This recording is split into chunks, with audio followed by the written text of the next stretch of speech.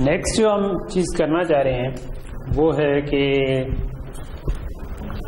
Design example, मेरा ख्याल था कि अब ज़रूरत है कि अब हमने बेसिक बिल्डिंग ब्लॉक्स बना दिए हैं, तो we need to do some design examples, ठीक है, जिसमें हम उनको चीज़ों को जोड़ जाड़ के कुछ बनाने की कोशिश करें। ठीक है, तो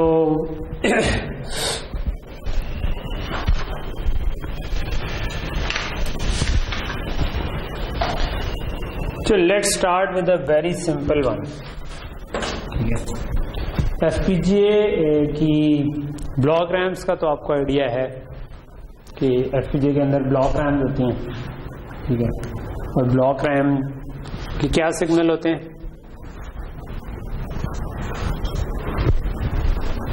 ब्लॉक रैम के क्या सिग्नल होते हैं?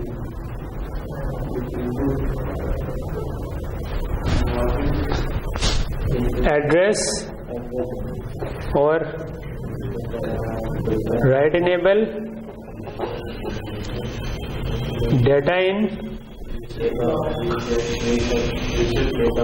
क्लॉक रीसेट तो अंडरस्टूड है, तो वो हम अपनी स्क्रीन ज़ाया नहीं करते हैं। डेटा आउट और क्लॉक और रीसेट इसके अलावा। ठीक है, और क्या एफपीजीए की ब्लॉक रैम के बारे में था कि एफपीजीए की block RAM basically dual ported होती हैं, यानी कि इस तरह की दो पोर्ट्स जो कि सेम जगह पर रीड राइट कर सकते हैं। ठीक है, ओके, सो पहली वाली एग्जांपल है बड़ी सिंपल सी। लेट्स से कि we want to make a moving average filter.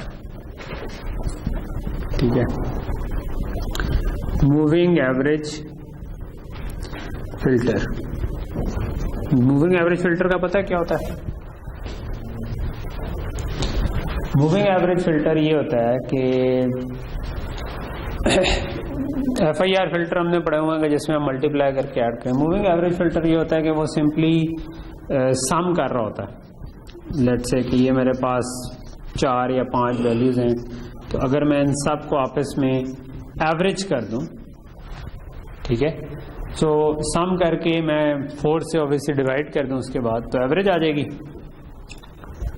ठीक है, तो ये 4 का मूविंग एवरेज फिल्टर होगा कि आपके पास एक एक सैंपल आई जा रहा है पीछे से, और आप उन जब 4 सैंपल हैं तो आप 4 का सम लेते हैं, 4 से डिवाइड कर देते हैं। ठीक है, एक सैंपल और आता है तो आप अगले 4 यानी कि क्योंकि सारे एक एक मूव कर चुके हैं, तो अगले 4 का एक निकल गया, एक नया आ गया। ठीक है, आप उन सब को सम करते हैं और 4 से डिवाइड। तो ये एक बड़ा सिंपल सा फिल्टर है जो कि एक क्रूड सा लो पास फिल्टर है। ठीक है, लो पास फिल्टर समझते हैं ना कि जो लोअर फ्रीक्वेंसी को पास करने दे और अपर फ्रीक्वेंसी को रहने दे। तो ये अगर आप बिल्कुल मल्टीप्लायर नहीं इस्तेमाल करना चाहते और एक क्रूड सा लो पास टाइप का ब्लर करने का, इमेजेस को ब्लर करना हो, तो यू कैन उसके ऊपर आप उनको मूविंग एवरेज फिल्टर टाइप की चीज कर सकते। ठीक है, लेट्स से कि मैं एक मूविंग एवरेज फिल्टर बनाना चाहता हूँ और मैं ये रजिस्टर्स नहीं, मैं चाहता हूँ कि बड़ा सा मूविंग एवरेज फिल्टर हो। ठीक है, कोई 50 वैल्यूज का हो, 100 वैल्यूज का हो। ठीक है, तो अगर मैंने 100-50 वैल्यूज का मूविंग एवरेज फिल्टर बनाना है तो ऑब्वियसली फिर ये रजिस्टर बढ़ते जाएंगे। ठीक है, तो एफपीजीए पे रजिस्टर्स लिमिटेड होते हैं। ठीक है, आई डोंट वांट कि मैं एफपीजीए के बहुत सारे रजिस्टर इस्तेमाल करूं इस काम के लिए, जबकि ब्लॉक रैम जो है वो मेरे पास अवेलेबल है लेट्स से। तो मैं ब्लॉक रैम को यूज करके ये काम करना चाहता हूं। ठीक है, तो वो कैसे होगा आपके ख्याल में अगर ये काम मैं ब्लॉक रैम को यूज करके करना चाहूँ? ब्लॉक रैम को मैं लेट्स से स्टार्ट में 0 से इनिशियलाइज कर दूं और उसके बाद जो वाला एक एक सैंपल आता जा रहा है और मैंने उनकी मूविंग एवरेज लेनी है। और मूविंग एवरेज लेट्स से मैंने लेनी है 50 सैंपल्स की। ठीक है, अभी मैं फिक्स कर देता हूं, but let's try to make the design पैरामीटराइजेबल।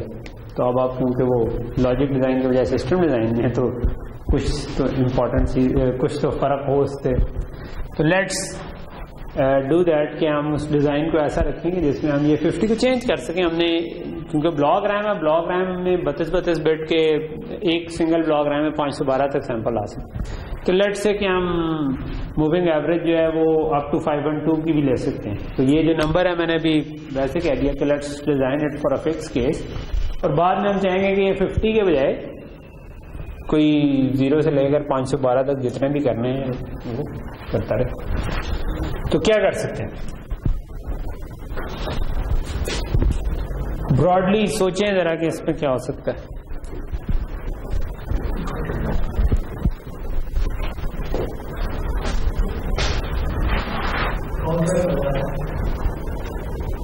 Counter लगा दूं,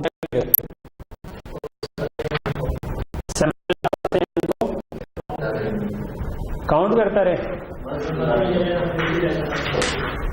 ठीक है, एक काउंटर होगा।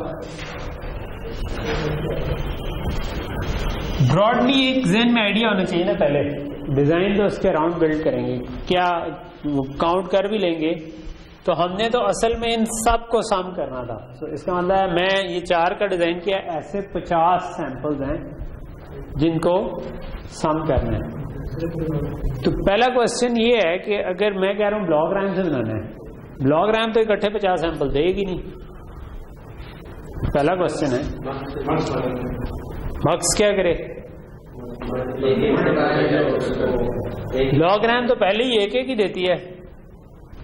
ब्लॉक रैम को तो मैं एड्रेस बताता हूँ, वो देती है, तो वो तो इनहेरेंट है उसके अंदर के, किसी तरह वो उठा के दे रही है। मल्टीप्लेक्सर बाहर लगाने की जरूरत नहीं, वो अंदर ही यही काम ही कर रही है ना।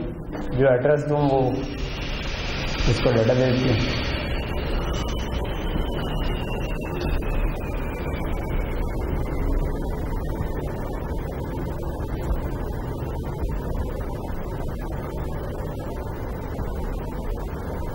पहला जो मेरा क्वेश्चन है वो ये है कि अगर मैं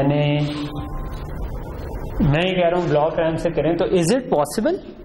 पहली चीज तो ये इज इट पॉसिबल कि मैं, क्योंकि मुझे तो 4 इकट्ठे ऐड करने हैं या 50 इकट्ठे ऐड करने हैं, तो अगर ये इकट्ठे 50 मुझे आउटपुट करती नहीं, ये एक एक करके करता है। और मैं कह रहा हूँ कि मुझे बेशक हर साइकिल में डाटा है, ठीक है। तो डाटा किस तरह आएगा, पहले ये मैं बता दूं कि डाटा आपके पास बाहर से डाटा इन बस आ रहा है, और लेट्स से कि इसके साथ एक वैलिड का सिग्नल आ रहा है, ठीक है, कि अगर ये 1 हुआ तो डाटा ठीक है, नहीं तो नहीं ठीक। ये वैलिड जो है ये कॉन्टिन्यूस 1 भी हो सकता है, ये कोई कभी हो कभी ना हो, जिस तरह मर्जी इसको डाटा दे दे। मैं चाहता हूं कि मुझे आउटपुट पे किसी जगह पर मैं जो बाहर कर सकूं वो मूविंग एवरेज मेरे पास बाहर आ।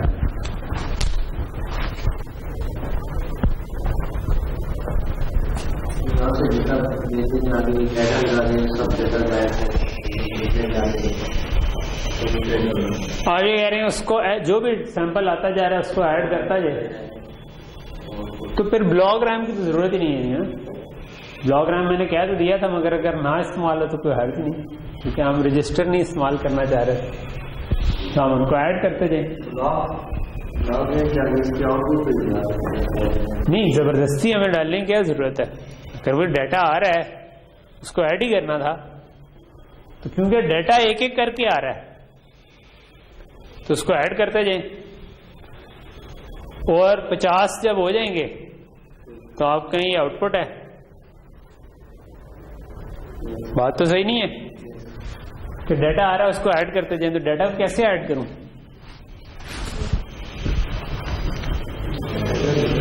किसके साथ ऐड करूं? ऐड तो 2 चीजें होती हैं, डाटा को ऐड करते जाए से क्या मुराद है?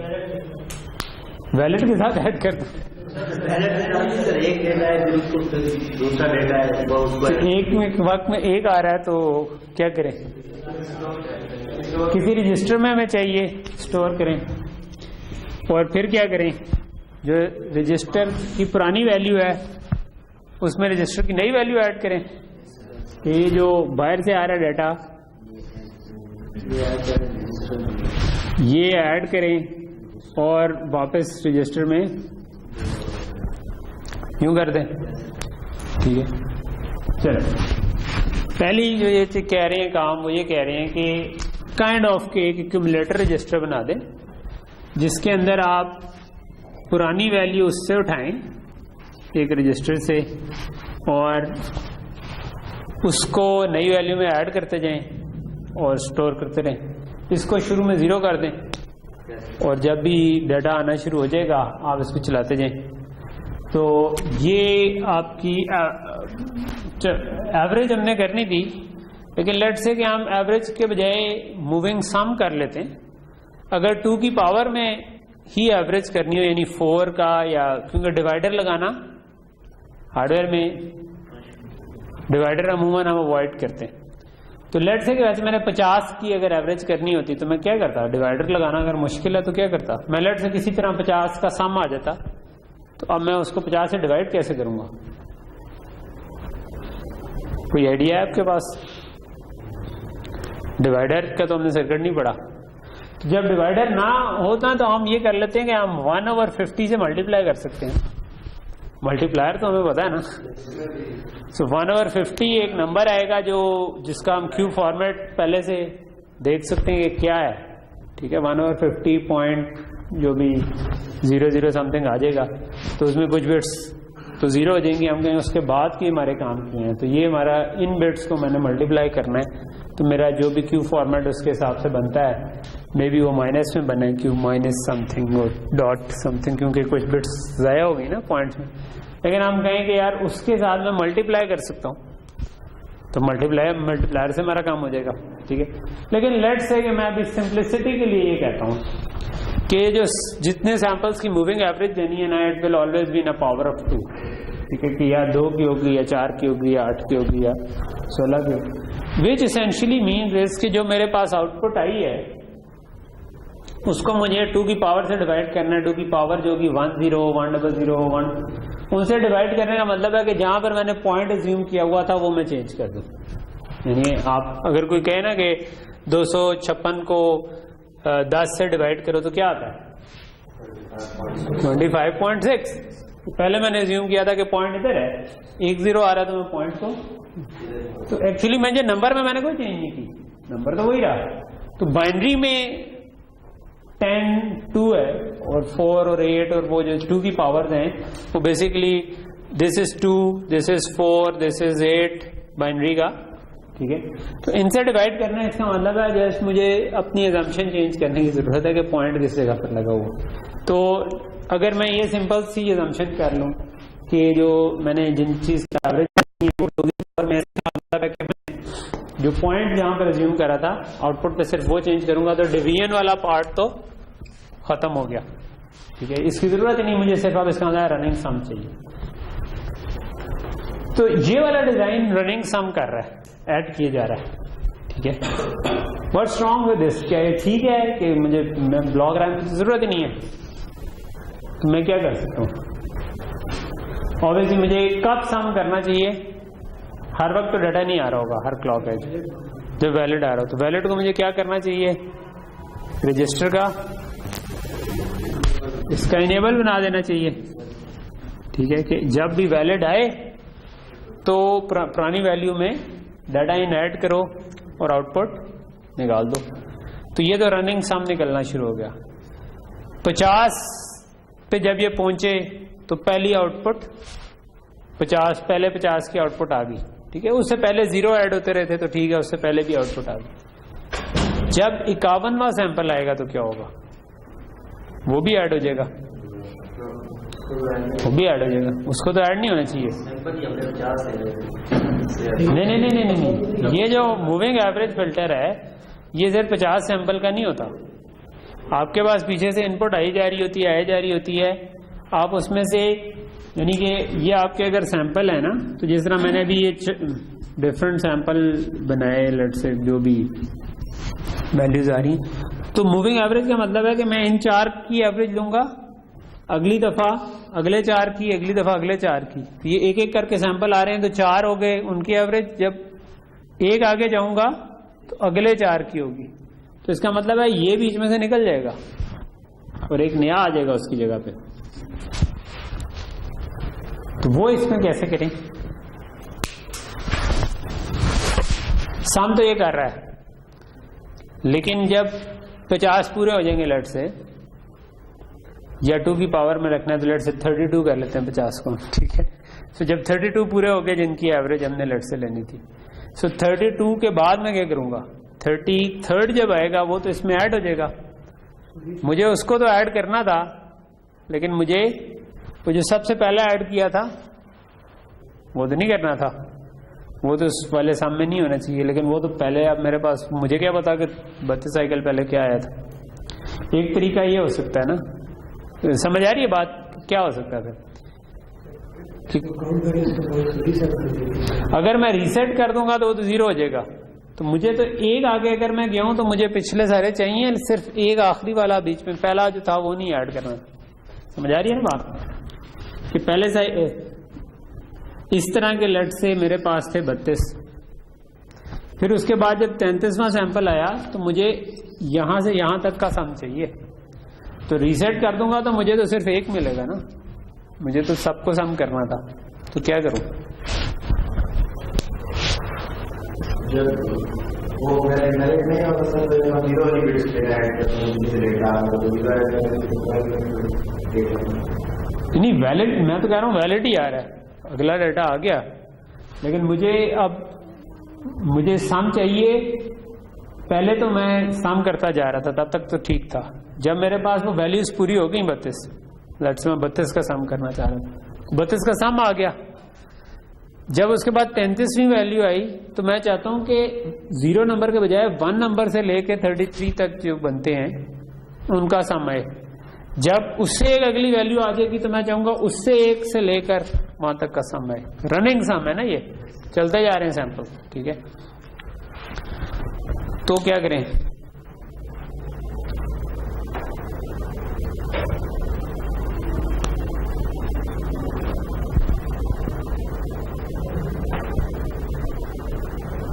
बिल्कुल सिंपल सी एग्जाम्पल से वैसे मैं शुरू हूँ। हाँ, मैं अभी 50 को 32 कर दिया ताकि 2 की पावर में रहे, वरना वैसे 50 क्या रखता है। हाँ 30 चाहिए, 32 चाहिए, सॉरी।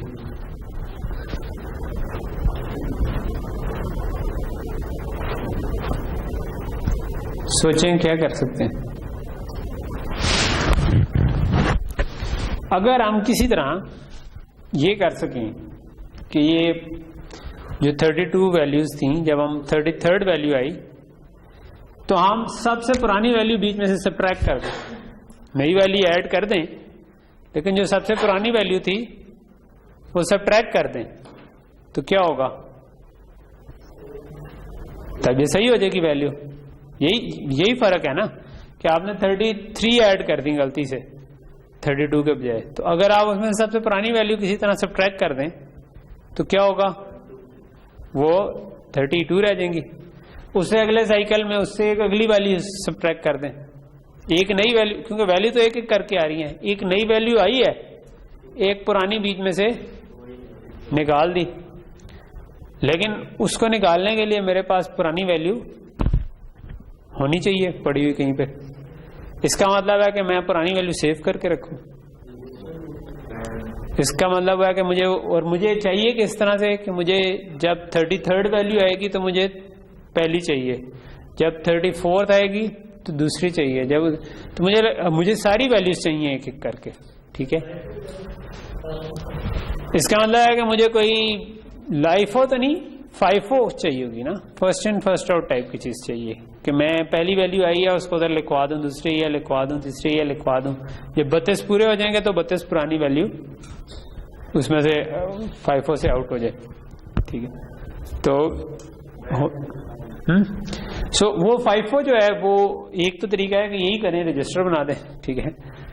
और एक तरीका ये है कि हम उसको ब्लॉक रैम यूज कर लें। ब्लॉक रैम का फायदा ये होगा एफपीजीए पे, क्योंकि वो ब्लॉक रैम्स ऑलरेडी अवेलेबल है, तो आपके 32 रजिस्टर इस्तेमाल नहीं होंगे बल्कि ब्लॉक रैम इस्तेमाल होंगे। सो इसका मतलब है इस डिजाइन को चेंज करने की जरूरत है। इस डिजाइन में सिर्फ एडिशन नहीं चाहिए हमें, बल्कि हमें साथ ये दोनों साइडें प्लस हो रही हैं, हमें एक सब्ट्रैक्शन भी चाहिए, ठीक है, जो कि कहां से आ रही हो? कोई पुरानी वैल्यू आ रही हो, ठीक है। और पुरानी वैल्यू हम कहाँ से उठा सकते हैं? इस ब्लॉक रैम से। इस ब्लॉक रैम के डाटा आउट से किसी तरह मैं अगर पुरानी वैल्यू निकाल के सबट्रैक्ट कर दूं, ठीक है, तो मेरा काम हो जाना चाहिए। लेकिन ब्लॉक रैम से पुरानी वैल्यू निकालने के लिए एक तो ये कि मैं इसको शुरू में 0 से इनिशियलाइज कर दूं, ताकि जब मैंने शुरू में पहली 32 वैल्यूज आ रही थी उस वक्त तो बिजली जाने से पहले जो चीज हम कर रहे थे वो ये था कि डाटा आउट को हमने फीडबैक किया, ठीक है। और मैंने कहा कि अगर रैम को मैं 0 से इनिशियलाइज कर दूं, जो कि बाय डिफॉल्ट 0 से इनिशियलाइज होती है जब पावर ऑन होती है, तो बातें नहीं भाई, बातें नहीं, तो ऑटोमेटिकली इसका मतलब है कि जब नॉर्मल सैंपल्स आ रहे होंगे तो 0 सब्ट्रैक्ट हो रहा होगा तो उससे तो कोई फर्क नहीं पड़ता। लेकिन जब 32 sample, all we need to make sure is कि जब 32 सैंपल आ चुके हों उस वक्त हमारे पास पहला सैंपल यहाँ पे बाहर निकल आए, ठीक है, यानी 33वें सैंपल पे ये पहला है। तो वो कैसे करें? 32 का डिले डालें। डिले तो रैम तो सिर्फ स्टोर करती है ना, कि किसी एड्रेस पे हम लिखवा दें तो वो लिखता जाए।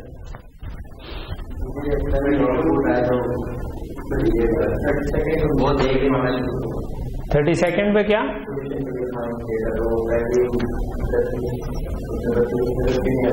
अच्छा, अब दो चीजें रह गई। एक तो ये है कि मुझे 32 पुरानी वैल्यू चाहिए, एक ये है कि मुझे डाटा तो एक एक करके आ रहा होगा, तो मुझे लिखवाना तो है, तो लिखवाएं कैसे? पहला तो ये लिखवाने की भी कोई लॉजिक बनानी पड़ेगी हमें। तो लिखवाने की क्या लॉजिक बनाए? ये एड्रेस है, तो ये डाटा आ रहा है, इसको डाटा इन से टाइप कर दें। ओके, और राइट नेबल के साथ क्या करें? कब लिखवाना है हमने? मुझे हर सैंपल लिखवाना है या नहीं लिखवाना? हर सैंपल तो लिखवाना है मुझे, क्योंकि मुझे 32 साइकिल बाद वो चाहिए होगा, ठीक है। तो नहीं, 1 तो कर देंगे तो हो सकता है डाटा ही पीछे से ना आ रहा हो। जब डाटा आएगा तो वो वैलिड 1 होता है ना, तो इसका मतलब वैलिड के साथ टैग किया जा सकता है, ठीक है। एड्रेस के साथ क्या करें?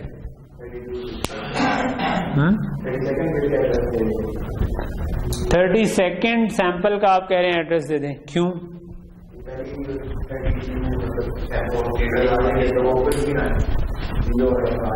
नहीं, वो तो सारी रैम शुरू से 0 ही इनिशियलाइज हुई है।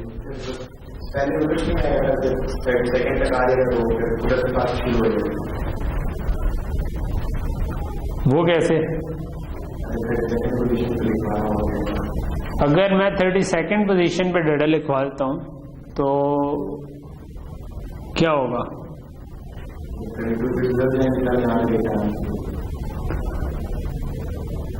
वो क्यों?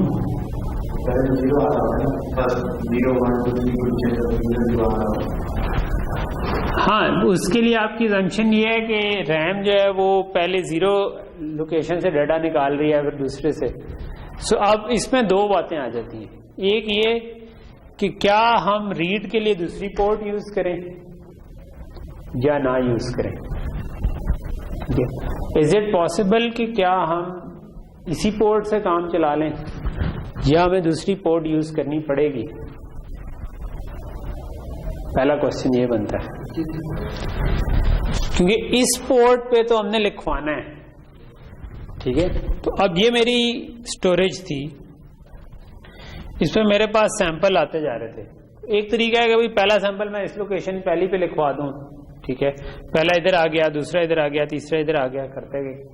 और जैसे ही मेरे पास 31 हुए या 0 से मैं अगर स्टार्ट करता हूं तो 31 पे पहुंचा तो मैंने दोबारा पहले पर लिखवाना शुरू कर दिया, ठीक है।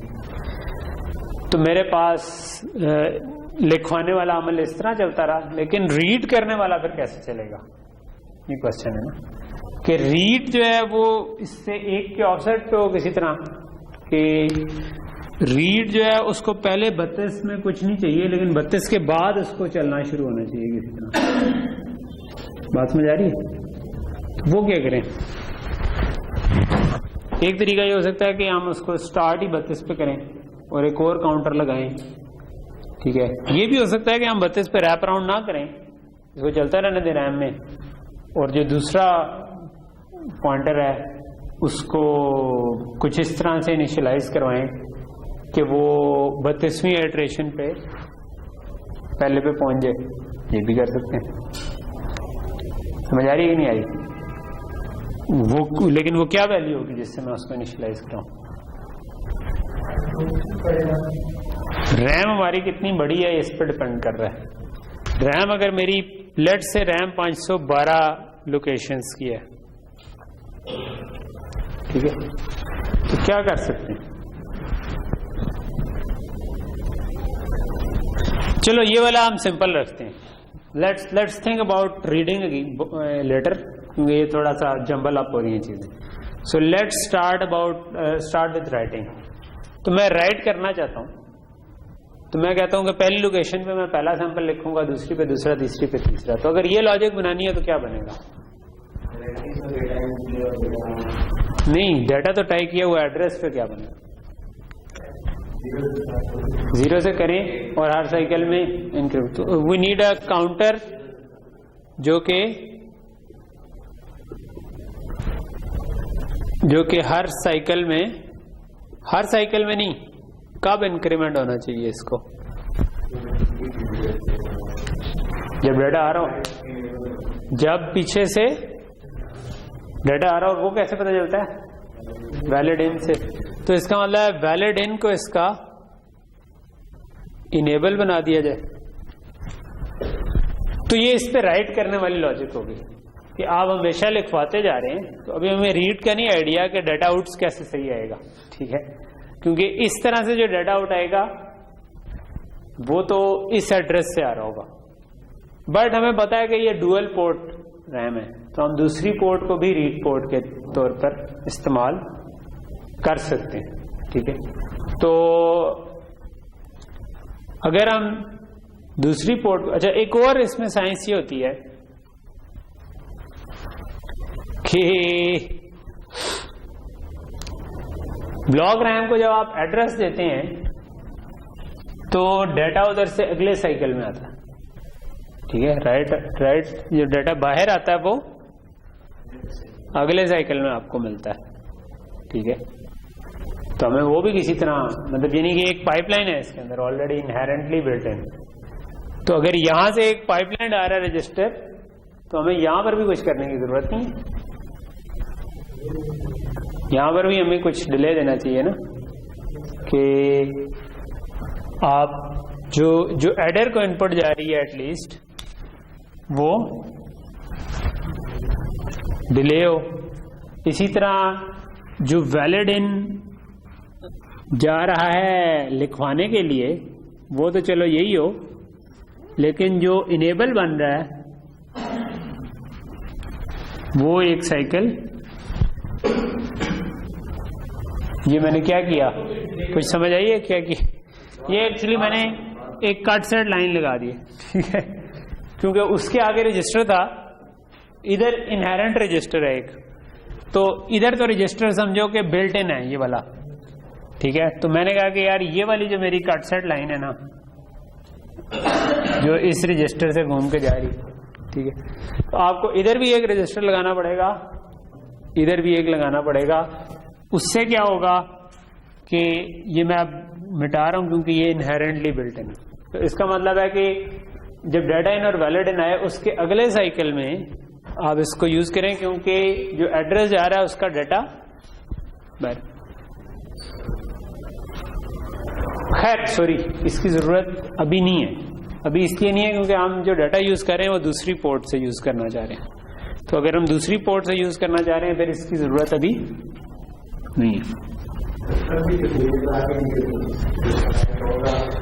हाँ, उसको हम फिगर आउट करते हैं कि उसमें हमें क्या करना पड़ेगा। वो करना पड़ेगा, मेरा भी यही ख्याल है, लेकिन जस्ट लेट्स मोस्ट प्रॉब्ली हमें रजिस्टर भी डालना पड़ेगा, but let's hold it till we read data. वो रीड पे जब आएगा उसका इफेक्ट तो फिर देखते हैं।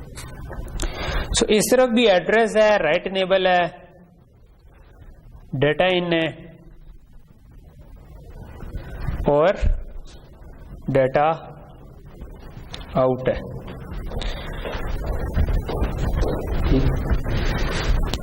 तो रीड की क्या लॉजिक बनाए? राइट तो हमने कर दिया, रीड की क्या लॉजिक बनाए?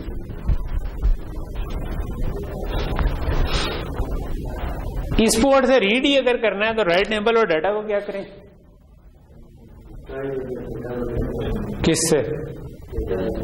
डाटा से टाई करते हो राइट नेबल? नहीं, हमने लिखवाना ही नहीं है तो फिर क्या करें? जीरो कर दें। जीरो करेंगे तो चलेगा ना, 1 करेंगे तो फिर तो लिखा जाए, जीरो ही करेंगे। ठीक है, डाटा इनको तो खैर किसी से भी करते हैं, जब राइट नेबल 0 हो गया तो लिखा नहीं है। सो इस तरफ हमें सिर्फ एड्रेस जनरेट करना है। ठीक है, एड्रेस कैसे जनरेट करें?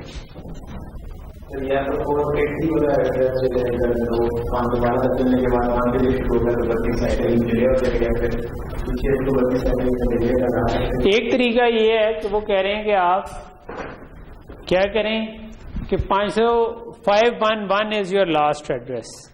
ठीक है, सो उससे 32 पीछे चले जाएं। ठीक है, जो भी 480 के करीब वैल्यू बनेगी। ठीक है, 480 या 479 जो भी बनती है।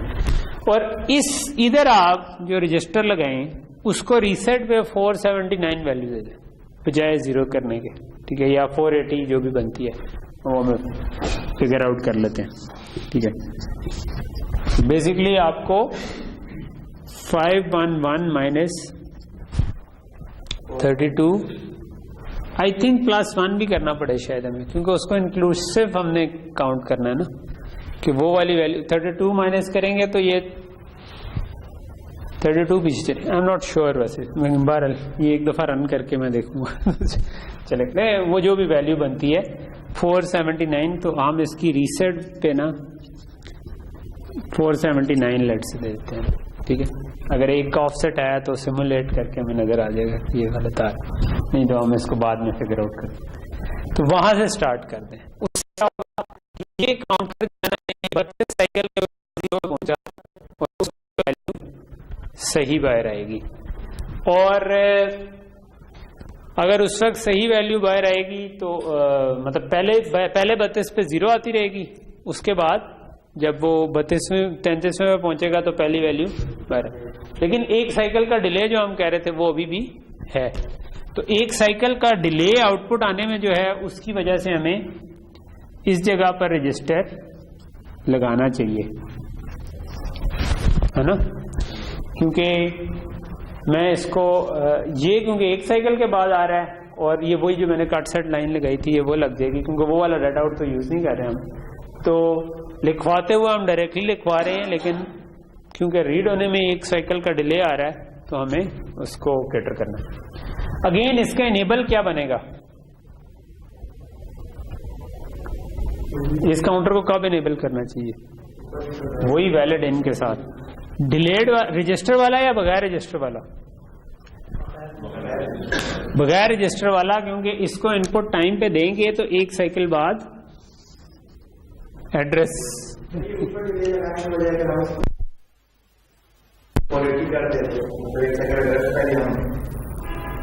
हाँ नहीं, वो ठीक क्वेश्चन है इनका। क्वेश्चन ये है कि बजाय इसके कि हम डिले लगाएं हम एक आगे का एड्रेस दे दें।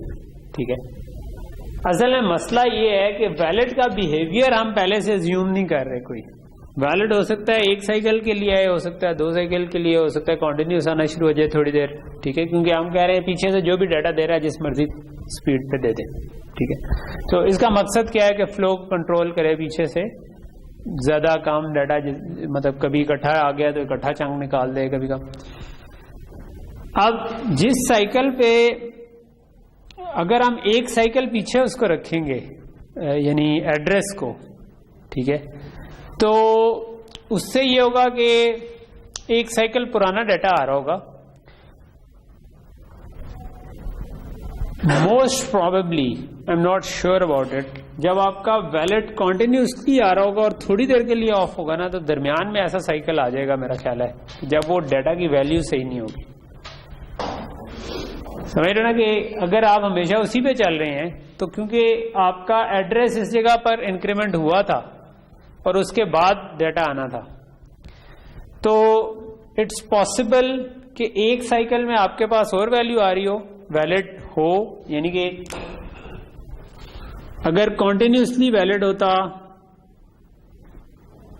या इस जगह पर मैंने वैलिड एक साइकिल के लिए नीचे किया था, अब इस जगह पर वैल्यू वैलिड नहीं होगी, इससे अगले साइकिल पे वैलिड होनी थी ना।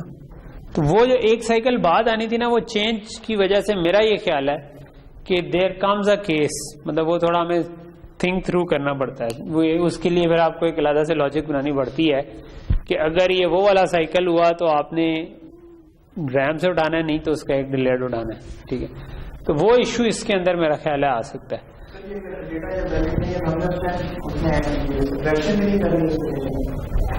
अगर तो लाजमी सी बात है ना कि सब्ट्रैक्शन का रिजल्ट तभी हम लिखवाएंगे ना जिस वक्त आपके पास कोई डाटा आया है, तो हमने तभी सैंपल्स को ऐड किया और पुराना वाला सब्ट्रैक्ट किया, ठीक है। सब्ट्रैक्शन गलत हो रही है इस वक्त मैटर नहीं, enable as long as enable ठीक टाइम पे हो रहा हो, ठीक है। तो जब भी आप सर्किट डिजाइन कर रहे हो, तो जब तक आप कमिट ना करें तब तक इश्यू नहीं होता। यानी कमिट का मतलब है, कमिट तो आप करते हैं ना जब आपने रजिस्टर पे लिखवा दिया, इंटरमीडिएट स्टेट में कोई दरमियान में गलत भी कैलकुलेशन हो रही है लेकिन इनेबल ही नहीं था, तो फिर कोई मसला नहीं। लेकिन इनेबल जिस वक्त आना है उस वक्त इन तीनों पे वैल्यूज ठीक होनी चाहिए। तो वो अगर हम इसको रजिस्टर कर लेंगे तो अब हमने इंश्योर कर दिया है कि जो एड्रेस दिया था उसी एड्रेस की वैल्यू आ चुकी है, क्योंकि वो मैंने एक साइकिल पहले दिया था और इधर मैंने उनको रजिस्टर उसके हिसाब से किया हुआ, ठीक है। तो ये वाला जो यहां से यहां तक का सर्किट है ना, ये एक साइकिल डिले से चल रहा है, और जो सेव करने वाला सर्किट है वो एक साइकिल तेज चल रहा है। तो ये हमारा काइंड ऑफ मूविंग एवरेज का हो गया। मेरा ख्याल है कि इसके अंदर हमें शायद सिर्फ ये चेंज करने की जरूरत होगी, नहीं चेंज करने की, ये वाली चीज हमें फिगर आउट पूरी तरह नहीं हुआ कि ये 479 होना था या 480 होना था, वो हमें शायद थोड़ा सा देखना पड़ेगा, लेकिन अदरवाइज ये चल जाना चाहिए। अच्छा, व्हाट अबाउट कि मैं दो नहीं एक पोर्ट यूज करना चाहता हूं। अभी मैंने ये किया है कि हम लिखवाते जाएंगे इसमें और 511 के ऊपर खुद ही रैप राउंड हो जाएगा, यानी 512 पे जब पहुंचेंगे तो ऑटोमेटिकली 0 हो जाएगा काउंटर, क्योंकि 2 की पावर में है और हमने अगर 9 बिट का ये एड्रेसेस रखे हुए हैं तो वो ऑटोमेटिकली रैप राउंड हो जाएंगे, ठीक है। तो इसका मतलब है कि ये चलता रहेगा ठीक ठीक, आप लिखवाते गए और जो नीचे से काउंटर आ रहा है वो नीचे से शुरू हुआ, वो 32 के बाद वो ऊपर पहुंच गया, वो पुराना वैल्यू उठाना शुरू हो गई और फिर ये इसी तरह आगे पीछे एक दूसरे के चलते गए, ठीक है। तो एक डिजाइन तो ये है। एक डिजाइन ये भी तो हो सकता था कि मैं 32 के बाद रैप राउंड कर देता इसको, उसमें क्या होना था?